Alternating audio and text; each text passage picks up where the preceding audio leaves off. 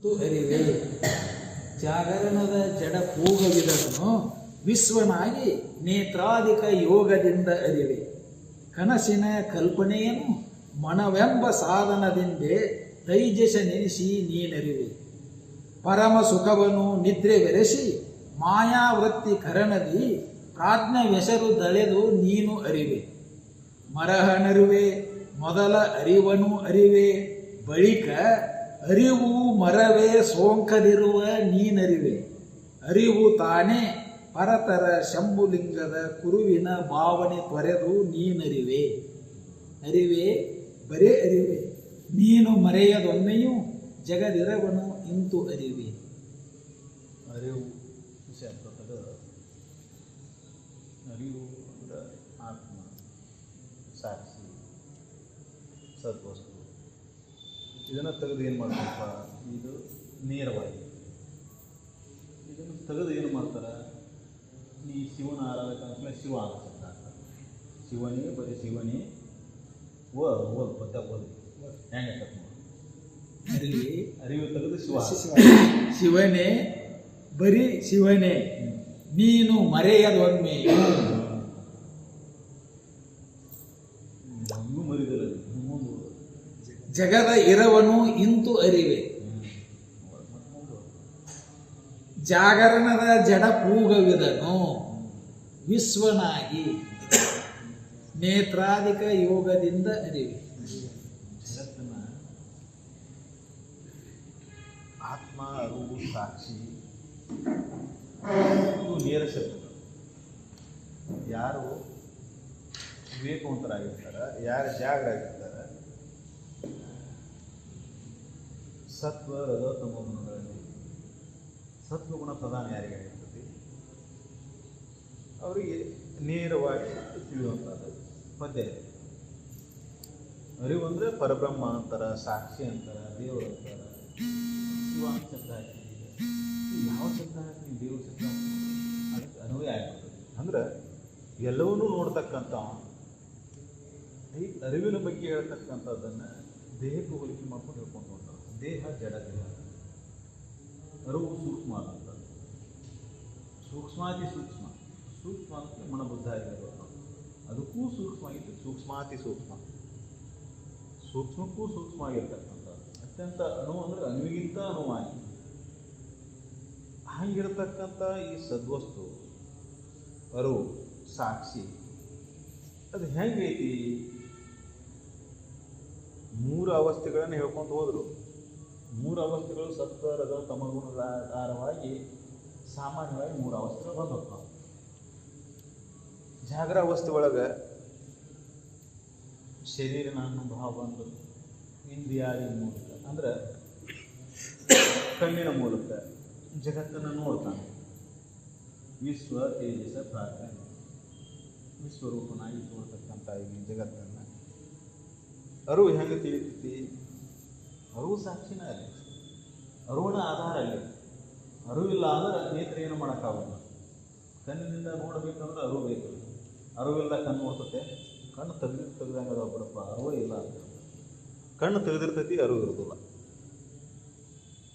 ಶರೀರದೊಳಗೆ ಕಣ್ಣು ತೆಗೆದಿದ್ರೂ ಸದ್ಯಕ್ಕೆ ಅರಿವು ಇರಲಿಲ್ಲ ಅಂದ್ರೆ ಕಣ್ಣು ನೋಡೋದಿಲ್ಲ.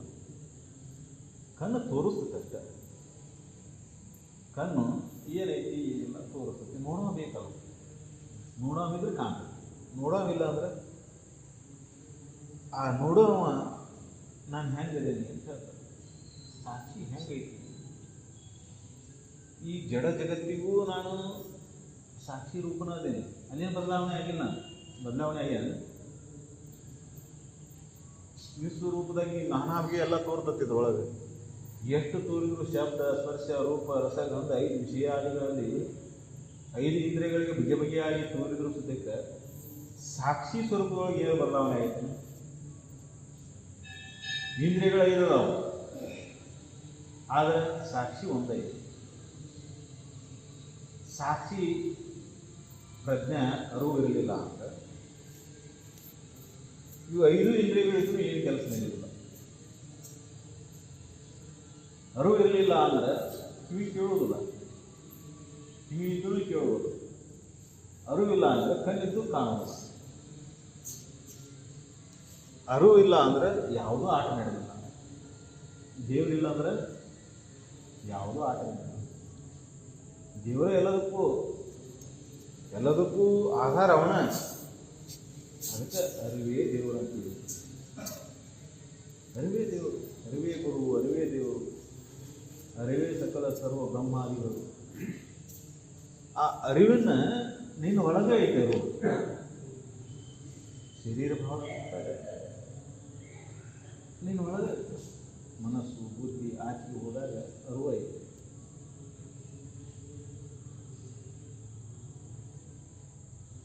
ಹೆಂಗೈತಪ್ಪ ಉದಾಹರಣೆ ಅಂದರೆ ಇದು ಸಮುದ್ರ ಅಂತ ನೋಡ್ತೀನಿ, ಕೆರೆ ಅಂತ ನೋಡ್ತೀನಿ, ಹಳ್ಳ ಅಂತ ನೋಡ್ತೀವಿ, ಪಳ್ಳ ಅಂತ ನೋಡ್ತೀವಿ. ಇದು ಎಲ್ಲದಕ್ಕೂ ಆಧಾರ ಏನಾಗೈತಿ? ಭೂಮಿನ ಐತಿ. ಸಮುದ್ರ ಕೆಳಗೆ ಭೂಮಿ ಇಲ್ಲ, ಆಧಾರ ಭೂಮಿನ. ತೋರುದು ಏನು ತೋರ್ತೀನಿ, ಇದು ಸಮುದ್ರ, ಇದು ಬಾಣಿ, ಇದು ಕೆರೆ ಐತಿ, ಇದು ಬಿಲ್ಡಿಂಗ್ ಐತಿ, ಮತ್ತು ಎಲ್ಲದಕ್ಕೂ ಆಧಾರ ಏನೈತಿ? ಎಲ್ಲದಕ್ಕೂ ಆಧಾರ ಭೂಮಿನ ಐತಿ. ಹಂಗೆ ಇಲ್ಲಿ ತೋರಾಣ ತೋರಿಕೆಗಳಿಗೂ ಮೂರು ಅವಸ್ಥೆಗಳಿಗೆ ಆಧಾರವಾಗಿರ್ತಕ್ಕಂಥ ಪರಬ್ರಹ್ಮ ಸ್ವರೂಪ ಅರಿವು ಅನ್ನೋದು ಒಂದೇ ಐತಿ. ಆ ಅರಿವಿನ ನಿಮ್ಗೆ ಅನುಭವ ಬೇಕು. ಈ ತೋರೋದನ್ನು ನೋಡ್ಕೊಂಡು ಮಾಡಿ ಜಗತ್ತಿನ ಜಡಭಾವ ಬಂದ ಕೂಡ ವಿಶ್ವರೂಪವನ್ನು ನೋಡ್ಕೊಂತ ಜಡ ಶರೀರ ಭಾವಕ್ಕೊಳಗಾಗಿ ಈಗ ನಾನು ತಿಳ್ಕೊಂಡು ಕುಂತು ನಾನು ನೋಡಾಕತ್ತೇನೆ, ನಾ ಕೇಳಾಕತ್ತೇನೆ, ನಾ ಮಾಡಾಕತ್ತೇನೆ, ನಾನಿಂದ ನಡೆದತ್ತಿದ್ದು, ನಾನು ಮಾಡವ ಕೇಳವ ಅಂತೇಳಿ ವಿಶ್ವರೂಪನ ದುಡಿ ಸೇರ್ಕೊಂಡ್ಬಿಟ್ಟು ಇದ ಶರೀರ ಜಡ ಶರೀರ ನಾನು ಅಂದಿ. ಆದ್ರೆ ಇದು ನೀನಲ್ಲ ನೋಡು. ಆ ಸಾಕ್ಷಿ ಹೆಂಗೈತಿ ನೋಡು. ಮೂರು ಅವಸ್ಥೆಯೊಳಗೆ ಎದುರಿಸೋದಕ್ಕೆ ಯಾವತ್ತೂ ಬದಲಾವಣೆ ಆಗಿಲ್ಲ. ಈ ಶರೀರ ಬದಲಾವಣೆ ಆಗಿಬಿಡ್ತದೆ. ಈ ಶರೀರ ಬದಲಾವಣೆ ಆಗತ್ತಲ್ಲ, ಈ ಶರೀರನೇ ಇಲ್ಲಂಗೈತೆ. ದಿನಾಲು 1 ತಾಸು, 2 ತಾಸು, 2 ತಾಸು, 3 ತಾಸು ಹೋಗ್ತಾರೆ, ಹಾಡು ಬೀಜ ಈ ಶರೀರ ಇಲ್ಲಂಗೆ ಆಗ್ತದೆ. ಕನಸಿನಾಗ ಮತ್ತೊಂದು ಶರೀರ ಬರ್ತಿದೆ, ಅದು ಇಲ್ಲದಂಗೆ ಆಗ್ತದೆ. ಆದರೆ ನೀನು ಮಾತ್ರ ಅರಿವಿನಲ್ಲಿ ಏನಾರ ಬದಲಾವಣೆ ಆಗೈತೆ. ಅದಕ್ಕೆ ಇದು ಅತ್ಯಂತ ಸೂಕ್ಷ್ಮವಾದಂಥ. ಯಾಕಂದ್ರೆ ಇದರೊಳಗೆ ದೋಷ ಐತಿ. ಹೆಂಗೆ ದೋಷ ಐತಿ? ನಾವು ತಿಳಿಬೇಕಂತ ಹೊಂಟೇವಲ್ಲ, ನಾವು ಅರಿಬೇಕಂತ ಹೊಂಟೇವಲ್ಲ. ನಾವು ಏನು ಮಾಡ್ಬೇಕಂತೇವು? ದೇವರನ್ನ ಸಾಕ್ಷಿ ಮಾಡ್ಕೋಬೇಕಾಯ್ತು, ಅವನ ಸಾಕ್ಷಾತ್ಕಾರ ಮಾಡ್ಕೋಬೇಕಾಯ್ತು, ಅವನ ದರ್ಶನ ಮಾಡ್ಕೋಬೇಕಾಯ್ತು, ಅವನ ಬಳಿಗೆ ಹೋಗ್ಬೇಕಾಯ್ತು ಅಂತ ನಾವು ಹಿಂಗೆ ಪ್ರಯತ್ನ ನಡೆಸೀವಿ. ಸಮಸ್ಯೆ ಇರುವಾಗ ಆದರೆ ದೇವರು ಈ ಪ್ರಯತ್ನ ಮಾಡೋ ಅವಶ್ಯಕತೆ ಇಲ್ಲ. ನಿನ್ನ ಒಳಗೆ ಅದಾನ, ಸಾಕ್ಷಿ ಸ್ವರೂಪನೂ ಅದ.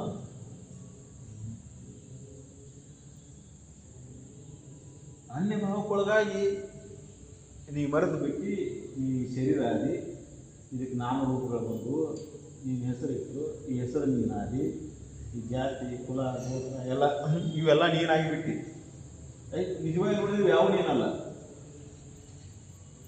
ಈ ಶರೀರಕ್ಕೆ ಹೆಸರು ಇಡೋಕ್ಕಿಂತ ಪೂರ್ವದಲ್ಲಿ ನೀ ಇದ್ದಿಲ್ಲ. ಶರೀರ ಜನಿಸೋಕ್ಕಿಂತ ಮೊದಲು ನೀನಿದ್ದಿ.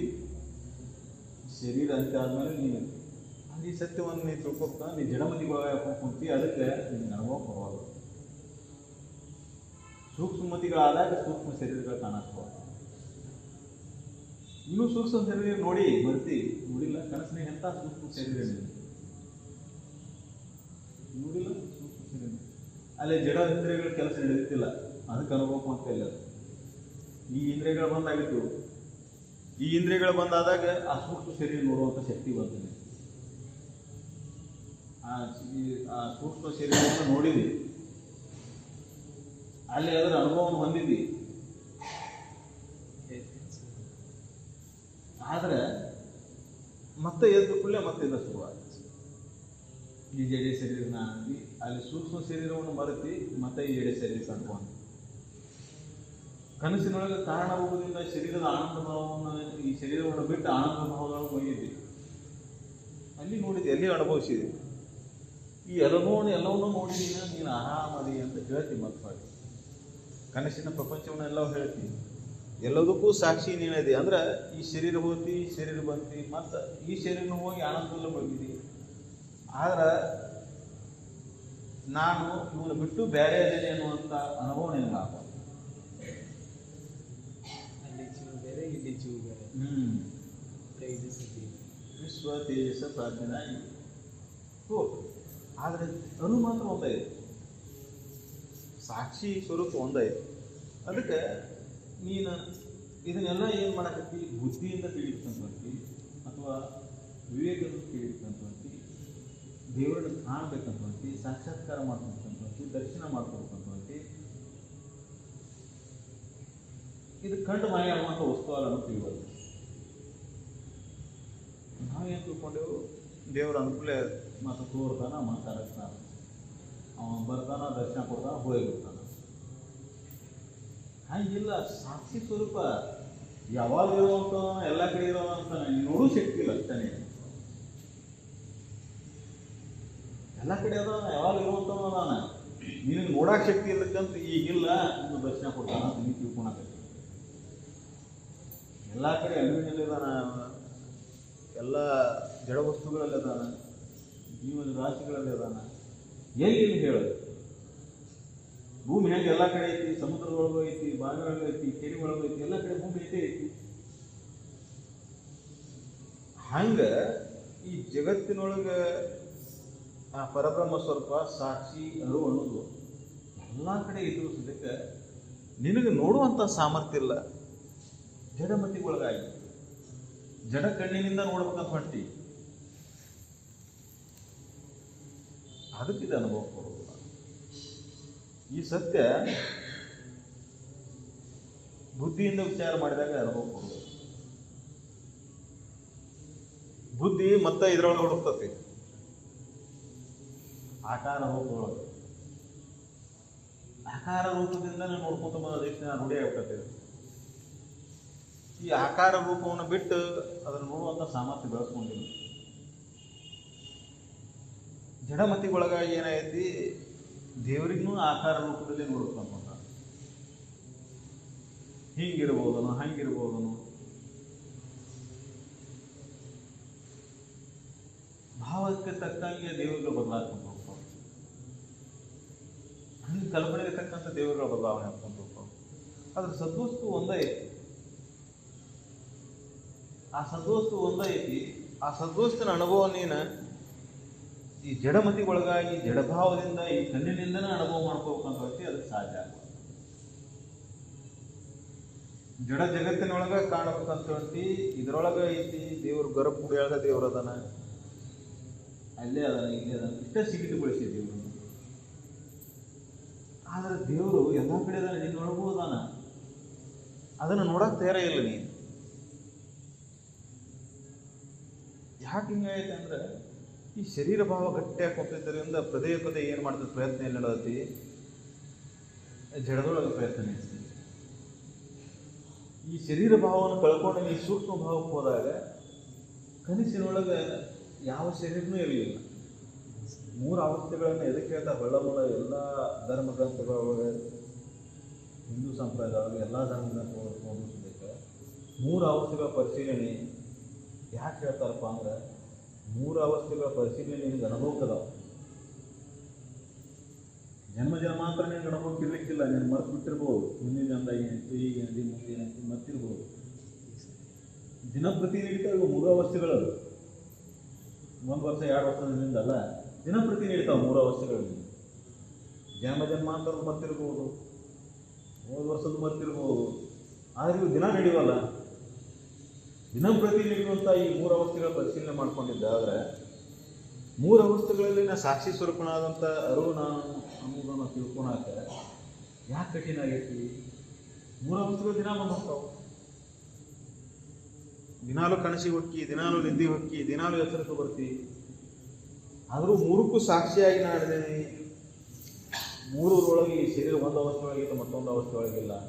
ಈ ತೋರಿಕೆ ಒಳಗೆ ಈ ಮಾಡಿದಂಥ ಈ ಜಗತ್ತಿನೊಳಗೆ ಇರ್ತಕ್ಕಂಥ ಎಲ್ಲ ವಿಷಯ ವಸ್ತುಗಳನ್ನು ಒಂದು ಅವಸ್ಥೆ ಒಳಗೆ ಅಷ್ಟೇ ಅದಾವೆ. ನಿನ್ನ ಹೊಲ, ನಿನ್ನ ಮನೆ, ನಿನ್ನ ಸಿರಿ ಸಂಪತ್ತು ಒಂದು ಅವಸ್ಥೆಯೊಳಗೆ ಅಷ್ಟೇ ಇವು, ಮತ್ತೊಂದು ಅವಸ್ಥೆಯೊಳಗಿಲ್ಲ. ಅದಕ್ಕೆ ಮೂರು ಅವಸ್ಥೆಯೊಳಗಿಲ್ಲದಂಥ ವಸ್ತು ಅಸತ್ಯ ವಸ್ತು. ಮೂರು ವಸ್ತುಗಳಿಗೆಲ್ಲ ಯಾವುದಿಲ್ಲ ಅಸತ್ಯ ವಸ್ತು. ಈ ಶರೀರ ಮೂರು ಅವಸ್ಥೆಯೊಳಗಿಲ್ಲ. ಈ ತೋರ್ದಕ್ಕೆ ಮಾತ್ರ ಇನ್ನೊಂದು ತಾಸು 2 ತಾಸು ಬಿಟ್ಟರೆ ಇದಿರುವುದಿಲ್ಲ. ನೀನು ಮಾತ್ರ ಇರ್ತೀಯೇ, ಅರಿವು ಮಾತ್ರ ಇರ್ತತಿ, ದೇವರು ಮಾತ್ರ ಯಾವಾಗ ಬರಲ್ಲ.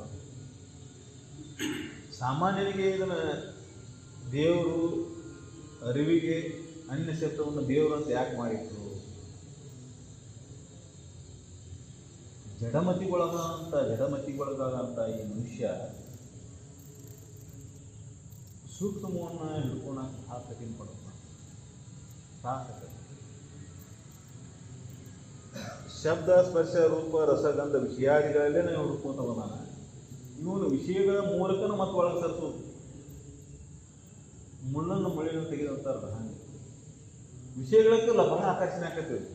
ಮನಸ್ಸು ಅದ್ರ ನೋಡಿ ಹೊಂದಾಣಿಕೆ ಹಾಕೊಂಡ್ಬಿಟ್ಟತಿ. ಗಾಳಿ ಹೊಂದಾಣಿಕೆ ಹಾಕೊಂಡು ಬಿಟ್ಟಿದ್ದಾನೆ. ಇದನ್ನು ಬಿಡಿಸಿ ಇಲ್ಲಪ್ಪ ನೀವು ಸೂಕ್ಷ್ಮವಾದಂಥ ಆ ಸದ್ವಸ್ತುನ ಕುರಿತು ಚಿಂತನೆ ಮಾಡೋ ಅಂತಂದ್ರೆ ಇದಕ್ಕೆ ರೂಢಿನೇ ಇಲ್ಲ. ಅದಕ್ಕೆ ಇದಕ್ಕೆ ಒಮ್ಮೆ ಅನುಭವ ಹಚ್ತಿದ್ರೆ ಆ ಅನುಭವದ ಆಧಾರ ಮೇಲೆ ಹಿಂದೆ ಸರಿದಿತ್ತಲ್ಲ. ಅದಕ್ಕೆ ಈ ಶಬ್ದ ಸ್ಪರ್ಶ ರೂಪ ರಸಗಂಧ 5 ವಿಷಯಗಳನ್ನು 5 ಇಂದ್ರಿಯಗಳ ಮೂಲಕ ಏನು ಹರಿಸುತ್ತಲ್ಲ ಮನಸ್ಸು, ಆ ಮನಸ್ಸಿಗೆ ಒಂದು ತರಬೇತಿ. ಏನು ತರಬೇತಿ? ಪೂಜೆ ಪುನಸ್ಕಾರ, ನಾಮಾಚರಣೆ, ಜಪ ತಪಾದಿಗಳು ಮನಸ್ಸಿಗಾಗಿ ಎಲ್ಲ ದೇವರಿಗಾಗಿ ಅರಿವು. ನಾವೇನು ತಿಳ್ಕೊಂಡೆವು? ಜಪ ತಪಾದ ಮಾಡೋದು ದೇವರಿಗೋಸ್ಕರ, ಗುರು ನಾಮಸ್ಮರಣೆ ಮಾಡೋದು ದೇವರಿಗೋಸ್ಕರ, ಅವನು ಸಾಕ್ಷಾತ್ಕಾರ ಆಕತಿ, ಅವನು ಸಿಗ್ತಾನ, ದೊರಿತಾನ. ಹಂಗಲ್ಲ. ನೀನು ಮನಸ್ಸಿನ ಚಂಚಲ ವೃತ್ತಿ ಇದೆ ಅಂತ ಇದರಿಂದ ಎಲ್ಲ ಕಡೆ ಇರ್ತಕ್ಕಂಥ ಪರಬ್ರಹ್ಮ ಸ್ವರೂಪ ಅರಿವು ಸಾಕ್ಷಿ ಅನುಭವ ಬರಾಕತ್ತಿಲ್ಲ ನಿನಗದು. ಆ ಮನಸ್ಸಿನಲ್ಲಿದ್ದಂಥ ದೋಷಗಳನ್ನು ನೀನು ಕಳ್ಕೊಂಡಿದ್ದಾದ್ರೆ, ಅದು ಚಂಚಲ ವೃತ್ತಿಯನ್ನು ನಿಲ್ಲಿಸಿದ್ದಾದ್ರೆ ಅದು ಅನುಭವ ಬರ್ತದೆ. ಆ ಅನುಭವ ಮಾಡ್ಕೊಳ್ಳಿ ಅಂತೇಳಿ ಇವೆಲ್ಲ ಬಹಿರಂಗದ ಆಚರಣೆಗಳು. ಇದಕ್ಕಾಗಿ ಚಂಚಲ ವೃತ್ತಿ ಇದ್ದಂಥ ಮನಸ್ಸನ್ನು ನಿಶ್ಚಲ ಮಾಡ್ಕೊಂಡು ಬಹಿರ್ಮುಖವಾದಂಥ ಈ ಮನಸ್ಸನ್ನು ಅಂತರ್ಮುಖ ಮಾಡ್ಕೊಳಕ್ಕೆ ಅನೇಕ ರೂಪದಲ್ಲಿ ಅನೇಕ ವಿಧವಾಗಿ ಹರಿದು ಹೋಗ್ತಕ್ಕಂಥ ಮನಸ್ಸನ್ನು ಏಕಮುಖ ಮಾಡ್ಕೊಳಕ್ಕೆ. ಶಬ್ದ ಕೇಳಿಸ್ಕೊಳ್ಳೆ ಶಬ್ದ ಜೋಡಿ ಹೋಗತಿ, ರೂಪ ಕಂಡುಕೊಳ್ಳೆ ರೂಪ ಜೋಡಿ ಹೋಗತಿ, ಸ್ಪರ್ಶ ಹಾಕೊಳ್ಳೆ ಸ್ಪರ್ಶ ಜೋಡಿ ಹೋಗತಿ, ವಾಸನೆ ಬಂದ್ಕೊಳ್ಳೆ ಗಂಧ ಜೋಡಿ ಹೋಗತಿ. ಈ ವಿಷಯಗಳು ಬಂದ ತಕ್ಷಣ ಹೆಸರುಗಳು ಹರಿದುತ್ತಲ್ಲ ಇದು ಮನಸ್ಸು. ಇದು 5 ಮುಖ ಆಗಿ ಬಿಡ್ತಿದ್ದದು. ಶಬ್ದ ಕೇಳಿಸ್ಕೊಳ್ಳಿ ಶಬ್ದ ಜೋಡಿ ಹೋಗ್ಬಿಡ್ತತಿ, ಮತ್ತೊಂದೇನು ರೂಪ ಕಂಡು ರೂಪನ ಜೋಡಿ ಹೋಗ್ತತಿ. ಹೀಗೆ ಹೋಗ್ತಕ್ಕಂಥ ಮನುಷ್ಯಗೆ ಉಪಾಯದಿಂದ ಏನು ಮಾಡೋದಪ್ಪ? ಉಪಾಯದಿಂದ ಏನು ಮಾಡೋದು? ಜಡಮತಿಗೊಳಗಾಗಿ ವಿಷಯಾದಿಗಳ ಭೋಗನ ಅದಕ್ಕೆ ರೂಢಿ ಆಗಿಬಿಟ್ಟೆ. ಸಂಸ್ಕಾರ ಆಗಿಬಿಟ್ಟದೆ ಅಲ್ಲಿ ಮನಸ್ಸಿಗೆ. ಶಬ್ದ ಕಂಡುಕೊಳ್ಳೆ ಹೋಗೇ ಬಿಡುವುದು. ಶಬ್ದ ಕೇಳಿಸಿಕೊಳ್ಳಿನ ವಿಷಯಾದಿಗಳ ಕಂಡುಕೊಳ್ಳೆ ಹೋಗೇ ಬಿಡುವುದು. ಪ್ರವೃತ್ತಿ ಅದರದ್ದಾಗಿಬಿಟ್ಟೆ. ವಿಷಯ ಕಂಡುಕೊಳ್ಳೆ ಭೋಗ ಮಾಡಬೇಕು, ಅದರಲ್ಲಿ ಆನಂದ ಸಿಗ್ತದೆ. ಅದಕ್ಕೆ ಇದಕ್ಕೆ ಏನು ಭೋಗದೊಳಗೆ ಆನಂದ ಇಲ್ಲ, ನೋಡಿದವರು ತ್ಯಾಗಗಳ ಆನಂದ ಇದೆ ಅಂತ ತಿಳಿಸ್ಬೇಕಲ್ಲ. ಅದಕ್ಕೆ ಇವನ್ನೆಲ್ಲ ಭೋಗಗಳನ್ನು ವಿಷಯಗಳ ಭೋಗವನ್ನು ಬಿಡಿಸಿ ಅಲ್ಲಿ ಆ ದೇವರನ್ನು ಸೃಷ್ಟಿ ಮಾಡ್ತಾರೆ. ದೇವರು ಯಾವಾಗ ಇದ್ದವನ, ಆದರೆ ಇವನು ತನ್ನ ಕಲ್ಪನೆ ಮಾಡ್ಕೊಂಡ. ಮನಸ್ಸಿಗೆ ಒಂದು ತರಬೇತಿ ಕೊಡೋಕ್ಕಾಗಿ, ಅದಕ್ಕೆ ಸಂಸ್ಕಾರ ಕೊಡೋಕ್ಕಾಗಿ, ಆ ಸಂಸ್ಕಾರಕ್ಕಾಗಿ ಈ ದೇವರು. ಅದಕ್ಕೆ ಸಂಸ್ಕಾರ ಬೇಕಲ್ಲ. ಜಡ ವಸ್ತುವಿನಲ್ಲಿ ಹೊರಗೋಕತಿ, ಜಡ ವಿಷಯಗಳಲ್ಲಿ ಹೊರಗೋಕತಿ. ನಾವು ಹಂಗೆ ಇಲ್ಲಿ ಕೂತಿದ್ವು ಅಂದ್ರೆ ಬೇರೆ ಬೇರೆ ಏನು ಮಾತಾಡ್ಕೋತ ಸಂಸಾರ ವಿಷಯದಲ್ಲಿ ಮಾತಾಡ್ಕೋತ ಕೂತ್ಬಿಟ್ಟಿದ್ವಿ. ಸದ್ಗುರುನ ಸಾನ್ನಿಧ್ಯಕ್ಕೆ ಬಂದ ಕೂಡಲೇ ಅವನ ನಾಮಸ್ಮರಣೆ ಮಾಡೋದು, ಅವನ ಹೆಸರು ಮೇಲೆ ಜಪ ಮಾಡೋದು, ಯಜ್ಞ ಯಾಗಾದಿಗಳನ್ನು ಮಾಡೋದು, ಪೂಜೆ ಪುನಸ್ಕಾರ ಮಾಡೋದು, ಗಂಟಿ ಭಾಗನಾದ ಮಾಡೋದು, ಧೂಪ ದೀಪಗಳನ್ನು ಹಾಕೋದು. ಇವೆಲ್ಲ ಏನು ಮಾಡ್ತಾವಪ್ಪ? ಅನನ್ಯ ಭಕ್ತಿ ಭಾವದಿಂದ ಮಾಡಿದಾಗ ಈ ಸಂಸಾರದ ಚಟುವಟಿಕೆಗಳನ್ನು ಮರೆಸ್ತಾವ. ಅಲ್ಲಿ ಮನ್ಯಾಗ ಆಗಿತ್ತು, ಹೊಲಕ್ಕಾಗಿ ಹೋಗಿದ್ದೆ, ಅದನ್ನು ಮಾಡಬೇಕಾಯ್ತು, ಇದನ್ನು ಮಾಡಬೇಕಾಯ್ತು, ಇವೇನು ಬರ್ತಾವ್ರ ಒಳಗೆ. ಸಂಸ್ಕಾರ ಬರೋದ್ರಿಂದ ಒಳಗೆ ಹೋಗ್ಬಿಟ್ಟದ ವಾಸನ ಇದೆ. ಇಲ್ಲಿ ಏನು ಕಾಣ್ತದೆ ಅಂದ್ಕೊಳ್ಳಿ, ಇದ್ರ 3 ಜೋಡಿನ ಹೋಗ್ಬಿಡ್ತದೆ. ಇಲ್ಲಿ ಏನೋ ಒಂದು ವಿಷಯ ಕಾಣ್ತಂದ್ರೆ ಇದು ಜೋಡಿನ ಸಂಸಾರ ಕೇಳ್ಕೊಂಡು ಹೋಗ್ಬಿಟ್ಟಿರುತ್ತೆ. ಹಂಗೆ ಶಬ್ದಕ್ಕೆ ಸಿಕ್ಕುಳ ಅದು ಜೋಡಿ ಹೋಗ್ತೀವಿ, ರೂಪ ಕಣ್ಕುಳ ಅದು ಜೋಡಿ ಹೋಗ್ತೀವಿ. ಹಿಂಗೆ ಆಗಬಾರ್ದು ಇದಕ್ಕೆ ಪ್ರವೃತ್ತಿ. ಇದನ್ನು ಬಿಡಿಸ್ಬೇಕಲ್ಲ. ಅದಕ್ಕೆ ಬೇರೆ ಯಾವುದು ಶಬ್ದ ಸೇರಿರಬಾರ್ದು, ಗಂಠಾನ ಅದ. ಅದಕ್ಕೆ ಬೇರೆ ಯಾವ್ದು ಕೇಳಿಸಿರ್ಬಾರ್ದು. ಇಲ್ಲಿ ನಾನು ಸ್ವರ್ಣ ಕೇಳಬೇಕು. ಬೇರೆ ಯಾವ್ದು ಕಂಡಿರಬಾರ್ದು, ಗುರುಮೂರ್ತಿನ ಕಂಡಿರ್ಬೇಕು. ಬೇರೆ ಯಾವುದನ್ನು ಸ್ಪರ್ಶ ಮಾಡಿರಬಾರ್ದು, ಗುರುಪಾದವನ್ನು ಸ್ಪರ್ಶ ಮಾಡ್ಕೊಂಡಾರ. ಹಿಂಗೆ ಶಬ್ದ ಸ್ಪರ್ಶ ರೂಪ ರಸ ಗಂಧ 5 ವಿಷಯಗಳಲ್ಲಿ ಹರಿದಾಡ್ತಕ್ಕಂಥ ಮನಸ್ಸನ್ನು ಏಕಮುಖ ಮಾಡಿ, ಚಂಚಲತೆಯನ್ನು ನಿವೃತ್ತಿ ಮಾಡಿ, ಏಕಮುಖವಾದಾಗ ಆನಂದದ ಅನುಭೂತಿ. ನೋಡ್ರಿ, ಇದನ್ನು ಈ ಸಂಸ್ಕಾರವನ್ನು ಅತ್ಯಂತ ಅನನ್ಯವಾದ ಭಕ್ತಿ ಭಾವದಿಂದ ಶರಣಾಗತರಾಗಿ ಮಾಡಿ ನೋಡ್ರಿ. ಪೂಜೆ ಮಾಡೋದ್ರೊಳಗೆ ಕೆಲವೊಂದು ಮಂದಿಗೆ ಅನುಭವ ಆಗೋದಿಲ್ಲ, ಭಾಳ ಮಂದಿಗೆ ಅನುಭವ ಆಗೋದಿಲ್ಲ. ಯಾಕಂದ್ರೆ ಅಲ್ಲಿ ಇದನ್ನು ಮಾಡತಕ್ಕಂಥ ಉದ್ದೇಶ ಯಾವ ಭಾವದಿಂದ ಮಾಡಬೇಕು ಅನ್ನೋ ಆ ಭಾವ ಇಲ್ಲ. ಇದನ್ನು ಮತ್ತೆ ಸಂಸಾರ ದಶೆಯಿಂದನೇ ಮಾಡ್ತಾನೆ ಮನುಷ್ಯ. ನೀವು ಯಾವುದೋ ಪೂಜೆ ಮಾಡಿ ಅದಕ್ಕೆ ಒಂದು ಆಸೆ ಇಟ್ಕೊಂಡು ಮಾಡ್ತಾನೆ ಮನುಷ್ಯ. ಒಂದು ಬಯಕೆ ಇಟ್ಕೊಂಡು ಮಾಡ್ತಾನೆ, ಒಂದು ಉದ್ದೇಶ ಇಟ್ಕೊಂಡು ಮಾಡ್ತಾನೆ. ಅದೆಲ್ಲ ಸಂಸಾರಕ್ಕೆ ಸಂಬಂಧಪಟ್ಟಿದ್ದಿರ್ತದೆ. ಮುಕ್ತಿ ಇಚ್ಛಾ ಇಲ್ಲ. ಅಲ್ಲಿ ಏನೈತಿ? ಸಂಸಾರದ ಇಚ್ಛಾನ ಐತಿ. ಆ ಸಂಸಾರದ ಇಚ್ಛಾ ಇಟ್ಕೊಂಡು ಸಂಸಾರದ ನೆನಪಿನ್ಯಾಗ ಇದನ್ನು ಮಾಡ್ತಾನೆ. ಸಂಸಾರದ ನೆನಪಿನ್ಯಾಗ ಇದನ್ನು ಮಾಡಿದ್ರೆ ಇದು ಅನುಭವ. ಆ ಸಂಸಾರದ ನೆನಪನ್ನು ಮರೀಲಿಕ್ಕೇನೆ ಇದನ್ನು ಮಾಡಬೇಕಾಗಿ. ಮತ್ತು ನೀವು ಅದರ ನೆನಪಿನಾಗ ಈ ಕರ್ಮಗಳನ್ನು ಕೊಡುತ್ತೇನೆ ಅಂದ್ರೆ, ಈ ಕರ್ಮಗಳನ್ನು 1000 ಜನ್ಮ ಕೋಟಿ ಜನ್ಮ ಮಾಡಿದ್ರು ಇದರಿಂದ ಆ ಅನುಭವ ಆಗೋಲ್ಲ. ಉದ್ದೇಶ ಏನಿತ್ತು? ಚಂಚಲವೃತ್ತಿ ಇದ್ದಂಥ ಮನಸ್ಸನ್ನು ನಿಶ್ಚಲ ಮಾಡ್ಕೊಳೋದು, ಬಹಿರ್ಮುಖವಾದಂಥ ಮನಸ್ಸನ್ನು ಅಂತರ್ಮುಖ ಮಾಡ್ಕೊಳೋದು, ವಿವಿಧ ಇಂದ್ರಿಯಗಳ ಮೂಲಕ ಹರಿದೋಗ್ತಕ್ಕಂಥ ಮನಸ್ಸನ್ನು ಏಕಮುಖ ಮಾಡ್ಕೊಳೋದು. ಈ 3 ಉದ್ದೇಶಗಳು ಅಲ್ಲಿ ಈಡೇರಲಿಲ್ಲ. ಅದಕ್ಕೆ ಆನಂದದ ಅನುಭೂತಿ ಆಗೋದಿಲ್ಲ. ಏಕಾಂತದೊಳಗೆ ಹೊರಗಿನ ವಸ್ತುಗಳ ಒಂದು ಹೆಚ್ಚಿರ್ಬೋದು, ಒಂದು ಕಡಿಮೆ ಇರ್ಬೋದು. ಏಕಾಂತದೊಳಗೆ ಈ ಶಬ್ದಗಳನ್ನು ಶಬ್ದಗಳನ್ನು ಮನಸಾಕ ಘಂಟಾನಾದ ಒಳಗಿನ ಗಂಟೆ ಬಾರಿಸ್ಬೇಕು. ಒಳಗಿನ ಗಂಟೆ ಹೊರಗಿನ ಗಂಟೆ ಅಲ್ಲ, ಘಂಟಾನಾದ ಹೊರಗಿನ ಗಂಟೆ ನಮ್ಗೆ ಬಾರಿಸ್ತತಿ. ಒಳಗೆ ಘಂಟಾನಾದ ಸ್ಥಳ ಕೇಳಕ್ಕೆ ಶುರು ಮಾಡ್ಬೇಕು. ಸುವಾಸನೆ ಎಂಥ ಸ್ಥಳದಾಗ ಕೂತ್ರು ಸುವಾಸನೆ ಬಡಿಯಾಕ್ತಿವ ಅಂದ್ರೆ ಅರ್ಥಾತ್ ಏನಪ್ಪ ಅಂದ್ರೆ, ಆ ಭಾವದೊಳಗೆ ನೀವು ಬಂದಿದ್ದಾದ್ರೆ ಇವೆಲ್ಲ ಶುರು ಆಗ್ತಾವ. ಒಳಗೆ ಭಾವ ಅದ ಶುರು ಆಯ್ತಂದ್ರೆ ಇವೆಲ್ಲ ಶುರು ಆಗಿಬಿಡ್ತಾವೆ. ಇವೆಲ್ಲ ಶುರು ಆದಾಗ ಮನಸ್ಸು ಏಕಮುಖ ಆಗಿ ಮನಸ್ಸಿನಲ್ಲಿ ಆನಂದದ ಭಾವ. ಯಾಕಂದ್ರೆ ಸಹಜ ಪ್ರವೃತ್ತಿ ಐತೆ. ಅದು ಯಾವಾಗ ನಿಶ್ಚಲ ಆಗಿಬಿಡ್ತತಿ ಅವಾಗ ಆನಂದನ ಆನಂದ. ಯಾವಾಗ ಚಂಚಲ ಆಗತಿ ಅಲ್ಲಿ ಸಮಾಧಾನ ಇಲ್ಲ, ದುಃಖನ ಇಲ್ಲ. ಅದಕ್ಕೆ ಇದನ್ನ ಸಮಾಧಾನಕ್ಕೆ ತಗೊಂಡು ಬರಬೇಕಾದ್ರೆ ಮೊದಲನೇ ಮೆಟ್ಟಿಲಿದು. ಈ ಮೆಟ್ಟಿಲಿಗೆ ಬರಬೇಕಂದ್ರೆ ಮೊದಲೇ ಇದಕ್ಕಿನ ಪೂರ್ವವಾಗಿ ಮೆಟ್ಟಿಲದಾವ. ಯಮ ನಿಯಮಾದಿಗಳ ಆಚರಣೆ. ಯಮ ನಿಯಮಾದಿಗಳ ಆಚರಣೆ ಮಾಡ್ಕೊಂಡು ಪೂಜೆ ಪುನಸ್ಕಾರಗಳನ್ನು ಮಾಡಿದ್ರೆ ಪ್ರತಿಫಲ ಆಯ್ತು. ಯಮ ನಿಯಮಾದಿಗಳ ಆಚರಣೆ ಇಲ್ಲದನ ವಿಷಯಕ್ಕಾಗಿ ಈ ಪೂಜೆ ಪುನಸ್ಕಾರ ಯಜ್ಞ ಹೋನಾದಿಗಳನ್ನು ಮಾಡಿದ್ದಾರೆ ಫಲ ಇಲ್ಲ. ಅದಕ್ಕೆ ನೀ ಫಲವನ್ನು ಪಡಿಬೇಕಾದ್ರೆ ಮೊದಲು ಯಮ ನಿಯಮಾದಿಗಳನ್ನು ಆಚರಣೆ ಮಾಡು. ತತ್ವ ಚಿಂತನೆಗಳನ್ನು ಮಾಡೋಕ್ಕಿಂತ ಪೂರ್ವದಲ್ಲಿ ಕೆಲವೊಂದಿಷ್ಟು ನಿಯಮಗಳನ್ನು ಜೀವನದಲ್ಲಿ ಹಾಕೋದು. ಅವು ಯಮ ನಿಯಮಾದಿಗಳನ್ನು ಆಚರಣೆ ಮಾಡ್ಕೋತ ಹೋಗಿ ತತ್ವ ಚಿಂತನೆಯಲ್ಲಿ ಭಾಗಿಯಾಗಿದ್ದಾರೆ. ಈ ತತ್ವ ಚಿಂತನೆ ತಿಳಿತೈತಿ, ಅಂತಃಕರಣ ಮುಟ್ಟುತ್ತದೆ. ನಮ್ಮ ಮತ್ತೆ ಮನಸ್ಸು ವಿಷಯಗಳ ಕಡೆ ಹರಿತೈತಿ, ಸಂಸಾರ ಚಿಂತೆ ಮಾಡಕ್ಕಾಗ್ತೈತಿ. ಇಲ್ಲಿ ಎಂಥ ಸದ್ಗುರು ಬೋಧನೆ ಮಾಡಿದ್ರು ಸದ್ಯಕ್ಕೆ ಅಂತಃಕರಣ ಸ್ವಚ್ಛ ಆಗೋದಿಲ್ಲ. ಹೌದಲ್ಲ? ಸ್ವಚ್ಛ ಆಗ್ಬೇಕಂದ್ರೆ ನಮ್ಮ ಪ್ರಯತ್ನ ಬೇಕಲ್ಲ. ಚಲೋ ಸಾಬೂನು ತಂದು ಮನ್ಯಾಗ ಇಟ್ಟರೆ ಮನೆ ಸ್ವಚ್ಛ ಆಗತ್ತೆ. ಚಲೋ ಸಾಬೂನು ಐತಿ, ಮನ್ಯಾಗ ಇಟ್ಟು ಬರೋ ದಿನ ಇಡೋದು ನೋಡೋದು ಮೈ ಸ್ವಚ್ಛ ಆಕೈತಿ. ಆಗ್ತೈತಿ. ಹಂಗೆ ಸದ್ಗುರುನ ಸಾನ್ನಿಧ್ಯದಾಗ ಇದ್ದಾಗ ಸದ್ಯಕ್ಕೆ ಅಂತಃಕರಣ ಸ್ವಚ್ಛ ಆಕತ್ತನ? ಸ್ವಚ್ಛ ಆಗೋದಿಲ್ಲ. ನಾವು ಹಂಗೆ ನಡಿಬೇಕಲ್ಲ. ಹಂಗೆ ನೆಡಬೇಕು, ಹಂಗೆ ಭಜಿಸ್ಬೇಕು, ಹಂಗೆ ಪೂಜಿಸ್ಬೇಕು, ಹಂಗೆ ಉಳಿಬೇಕು ಕಡೆ. ಅವಾಗ ಅದು ಸ್ವಚ್ಛ ಆಕತ್ತೆ ಅಂತಃಕರಣ. ಅದಕ್ಕೆ ಈ ಅರಿವಿನ ಅನುಭವ ಆಗಬೇಕಂದ್ರೆ ಕಡಿಮೆ ಮೆಟ್ಲಿರು. ಅರಿವು ಸಾಕ್ಷಿ ಅನ್ನೋದು ಬುದ್ಧಿಗಿಂತ ತಿಳಿಯೋದನ್ನು ತಿಳಿಯೋಕ್ಕಾಗೋದು. ಸ್ವಯಂ ಅದು ಅನುಭವ ಬರಬೇಕಷ್ಟೆ. ಅದು ಅನುಭವ ಆಗಬೇಕಾಯ್ತಂದ್ರೆ ಒಂದೊಂದು ಮೆಟ್ಟು ಹಚ್ಕೋತ ಹೋಗುನಿ ಅಷ್ಟೇ, ಕಡಿಕದ ಅನುಭವ. ಅದಕ್ಕೆ ಈ 3 ಅವಸ್ಥೆಗಳ ಪರಿಶೀಲನೆ ಯಾಕಂದ್ರೆ ಅದು ಐತೆ ಅನ್ನೋದ್ರ ಮೊದಲು ಸಾಧನೆ ಮಾಡ್ಕೊಂಡು ಅನುಭವ ಇಕ್ಕಟ್ಟು ಮಾಡ್ಕೊಂಡೆ ಅಂತ ಈ ಬುದ್ಧಿಯಿಂದನ ತರ್ಕ ಮಾಡಿರೋ ನೋಡಿ ಅದು ಐತಿಪ್ಪ ಸಾಕ್ಷಿ ಅನ್ನೋದ್ರನ್ನ ಸಾಧನೆ ಮಾಡ್ಕೊಂಬೋದು. ಅದ ನೀನಾಗೋದು ಕಡೆಯದು. ಆ ಪರಬ್ರಹ್ಮನಿಗೆ ಸಾನ್ನಿಧ್ಯಕ್ಕೆ ಹೋಗಿ ಕಡಿಕ ಅದ ನೀನಾಗೋದು, ಅವನಲ್ಲಿ ಒಂದಾಗೋದು, ಅವನ ಏಕಾಕಾರ ಆಗೋದು, ಅವನ ಪಾದಕ್ಕೆ ಸೇರೋದು, ಏನೇನು ಶಬ್ದಗಳನ್ನು ಬೇರೆ ಬೇರೆ ಹೇಳ್ತಾರೆ.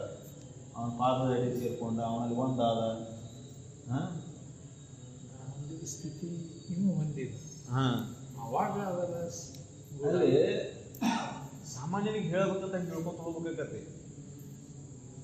ಅಲ್ಲಿ ಹೋದ ಮೇಲೆ ಭೇದ ಅನ್ನೋದು ಇಲ್ಲ, ಎರಡೂ ಪ್ರಶ್ನೆನೇ ಇಲ್ಲ. ದೇವರು ಬೇರೆಯಾಗಿ ಉಳಿದನೋ ಉಳಿದಿಲ್ಲ ಅನ್ನೋದು ಆಮೇಲೆ ಅದು ಮುಟ್ಟಿದ ಮೇಲೆ ವಿಚಾರ ಮಾಡಿ ಅಂತ ನೀವು ಪೂರ್ವ ಭಾಗದ ವಿಚಾರ ಮಾಡ್ಕೊಂತ ಕೂತಂದ್ರೆ ತರ್ಕ ಆಗಿಬಿಡ್ತದೆ. ಬರೀ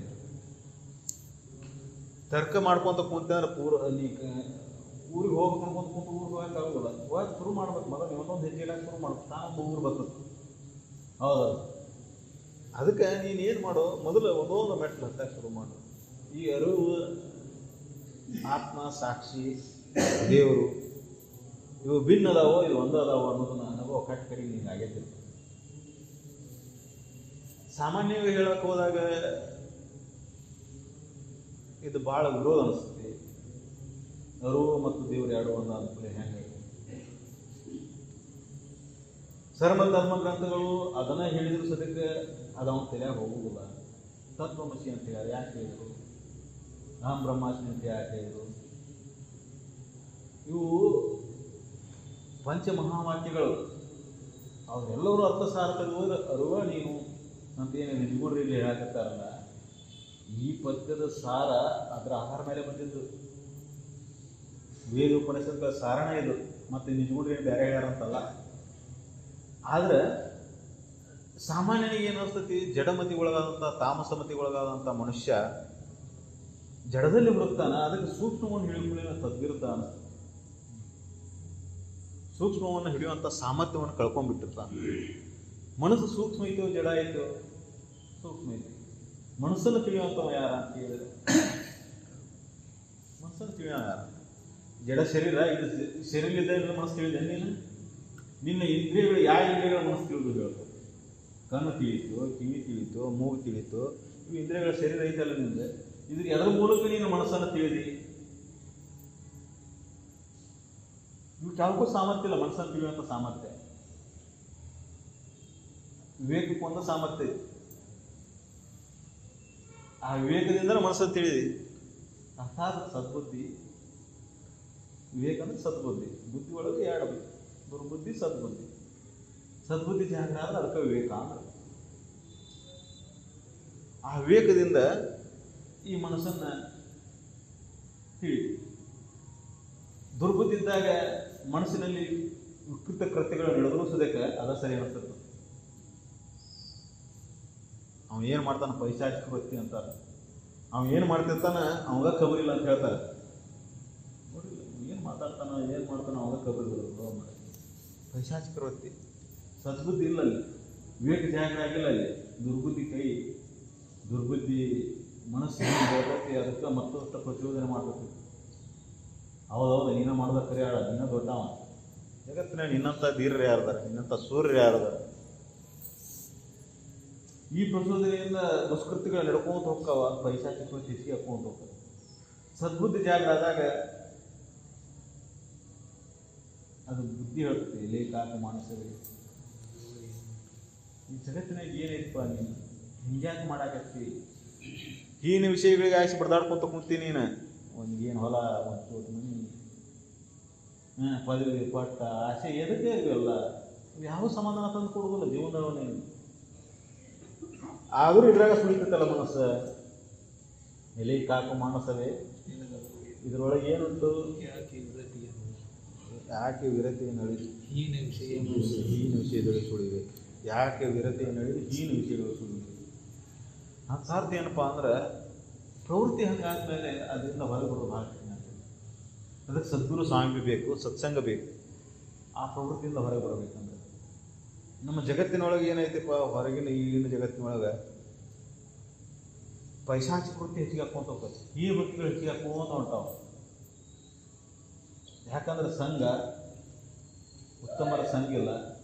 ಯಾರ್ಯಾರು ಜಗತ್ತಿನಾಗ ಉತ್ತಮರು ಅನ್ನೋರು ಅಂತೇಳಿ ಅವರಂತೇಳಿ ಸಂಸ್ಕಾರ ಇಲ್ಲ. ಯಾರು ಜಗತ್ತಿನ ತಿದ್ದಬೇಕಾಗಿತ್ತು, ಯಾರು ಜಗತ್ತಿನ ಬುದ್ಧಿ ಹೇಳಬೇಕಾಗಿತ್ತು, ಅವರಂತೇಳಿ ಸಂಸ್ಕಾರ ಇಲ್ಲ. ಅದಕ್ಕೆ ಜಗತ್ತಿನಲ್ಲಿ ಸತ್ಯವನ್ನು ಹೇಳೋರು ಕಡಿಮೆ. ನೀವು ನೋಡಿರ್ಬೇಕಾದ್ರೆ ಈ ಜಗತ್ತಿನೊಳಗೆ ಹೋಗೋದಂದ್ರೆ ಬಹಿರಂಗ ಆಚರಣೆಗೆ ಬಹಳ ಮಹತ್ವ ಕೊಡ್ತಾರೆ. ಅಂತರ್ಗತ ಸುದ್ದಿಗೆ ಯಾರ್ದು ಅಂತರ್ಗತ ಸುದ್ದಿ ಐತಿ?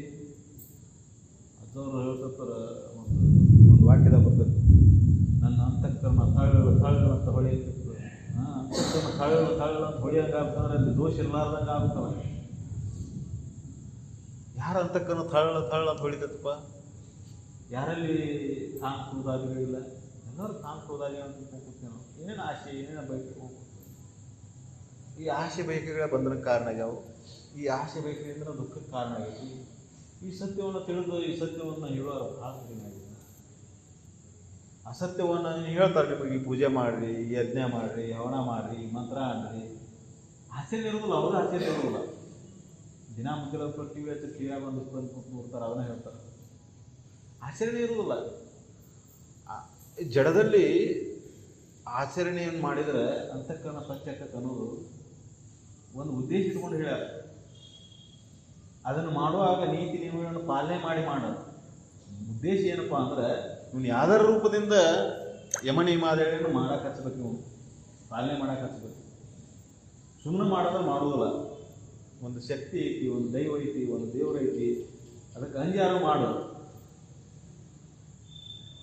ಅದನ್ನ ಏನ ಅಂದ್ರೆ ಮತ್ತೆ ಮಾಡೋದಿಲ್ಲ ಇವ, ನಾನ ದೇವ್ರ ಅಂತ ನೋಡಿವ್ರ ಹತ್ತಾಳೆ ಮುಂದೆ. ಅದಕ್ಕೆ ಆ ದೈವ ನಿನ್ನ ಒಳಗೆ ಐತಿ ಕರೆ, ಅದನ್ನ ನಿನ್ನ ಹೆಣ್ಮಕ್ಳು ಕಟ್ ಕಡೆ ಅದು ಹೇಳೋದು. ಮೊದಲೇ ಹೇಳ್ಬಿಟ್ರೆ ನಾನ ದೇವ್ರಾಳ. ಅದಕ್ಕೆ ಆ ಶಕ್ತಿ ಎಲ್ಲರೊಳಗೆ ಇದ್ರೂ ಸದ್ಯಕ್ಕೆ ಈ ಬಹಿರ್ಮುಖ ವೃತ್ತಿಯಾದಂಥ ಅಂತಃಕರಣದೊಳಗೆ ಅನುಭವಪೂರ್ವಕ ಮನುಷ್ಯ ವಿಷಯಗಳ ಬೆನ್ನು ಹತ್ತಿ ಬರೇ ಹೀನ ಕೃತ್ಯಗಳನ್ನು ಮಾಡ್ಕೊಂತ ಹೋಗ್ತಾನೆ.